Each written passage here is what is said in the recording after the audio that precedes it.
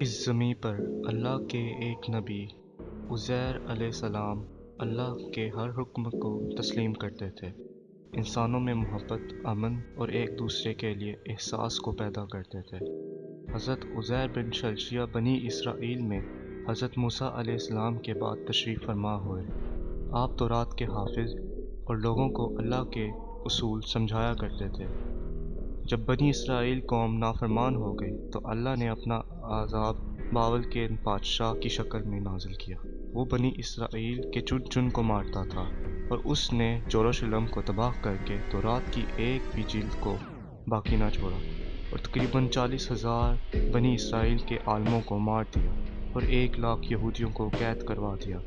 بنی اسرائیل میں حضرت عزیر بھی تھے، بس ایک دن معجزے سے اللہ نے حضرت عزیر کو ان کی قید سے آزاد کروا دیا۔ آپ رہائی کے بعد یروشلم آ گئے اور آپ دیکھتے ہیں کہ پورا یروشلم ویران اور لوگوں کی کپڑے بنے ہوئے ہیں۔ آپ کی آنکھوں سے آنسو نوا ہونے شروع ہو گئے اور آپ اللہ سے فرماتے کہ اب یہ لوگ تو کیسے زندہ کرے گا اور اس ویران کو کیسے آباد کرے گا۔ یہ کہہ کے آپ نے دیکھا کہ وہاں کچھ میوہ دار درخت موجود ہیں۔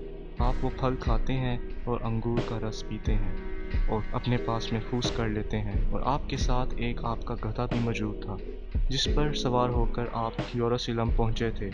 آپ نے اپنے گدھے کو مضبوط رسی سے باندھ دیا اور ایک درخت کے نیچے آرام کرنے لگے۔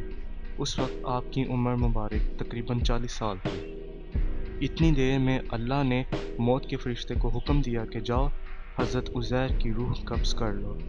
حضرت عزیر علیہ السلام اور آپ کے ساتھ آپ کا کھانا اور گدھا زمین پر ایسے ہی پڑا رہا۔ وقت گزرتا رہا، زمانہ بیتتا رہا۔ اللہ نے اپنی مخلوقات کی نظر سے آپ کو پوشیدہ رکھا۔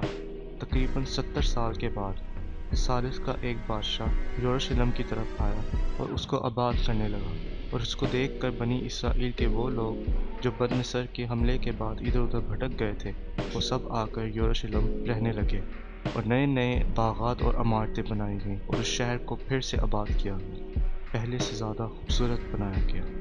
مزید 30 سال گزرنے کے بعد جب تک تقریباً 100 سال گزر جاتے ہیں تو اللہ نے حضرت عزیر کو پھر سے زندہ کیا اور پوچھا، اے عزیر بتا تو کتنی دیر سویا رہا؟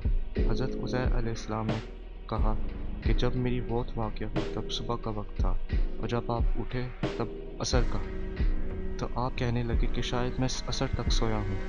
اللہ تعالیٰ نے فرمایا کہ اے عزیر دیکھ، تمہارے ساتھ تمہارا گدھا بھی سویا تھا۔ جب حضرت عزیر نے اپنے گدھے کو دیکھا تو اس کی ہڈیاں زمین پر بکھری ہوئی تھیں۔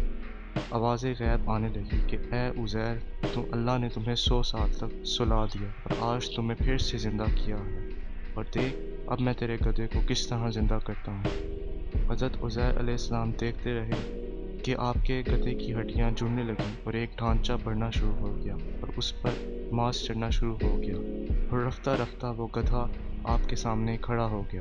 پھر اللہ کا حکم آتا ہے کہ عزیر دیکھ، آج بھی تیرا کھانا ویسے کا ویسا ہی ہے جیسے 100 سال پہلے تھا۔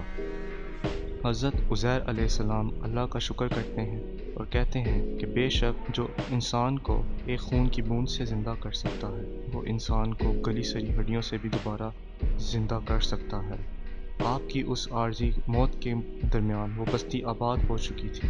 آپ کھانا کھا کر جیسے ہی بستی کے لوگوں سے پوچھنے لگے کہ کیا آپ اللہ کے نبی عزیر کو جانتے ہیں، تو لوگوں نے کہا ہاں، وہ اللہ کے نبی تھے اور ان کو گزرے ہوئے 100 سال سے بھی زیادہ عرصہ گزر چکا ہے۔ اتنے میں اللہ کے نبی حضرت عزیر علیہ السلام نے فرمایا، اے لوگو، وہ عزیر میں ہوں، مجھے اللہ نے 100 سال کے لیے سلا دیا تھا اور پھر سے زندہ کیا ہے تاکہ تم لوگوں کی اصلاح کر سکوں۔ لیکن اس بستی کے لوگوں کو یقین نہ آیا۔ اس بستی میں ایک بوڑھی عورت تھی جس کی عمر تقریباً 120 سال تھی۔ وہ تمام کے تمام لوگ اس عورت کو لے کر آئے اور پوچھنے لگے کہ جو حضرت عزیر کے واقعات آپ سناتی تھیں، کیا آپ ہمیں بتا سکتی ہیں کہ حضرت عزیر کی نشانیاں کیا تھیں؟ وہ عورت ایک ایک نشانی ان تمام لوگوں کو بتانے لگی اور وہ سب کے سب لوگ ہر ایک نشانی کو حضرت عزیر میں دیکھنے لگے کہ آپ کے کپڑے بھی ویسے ہیں، آپ کی آنکھیں بھی ویسی ہیں اور آپ کا بولنا بھی ویسا ہی ہے، آپ کا چلنا بھی ویسا ہی ہے۔ اتنے میں وہ بوڑھی عورت جو نابینا تھی کہنے لگی کہ اللہ کا نبی عزیر جو بھی دعا مانگتا تھا وہ اللہ فوراً قبول کرتا تھا۔ اللہ نے ان کے ہاتھوں میں شفا رکھا تھا۔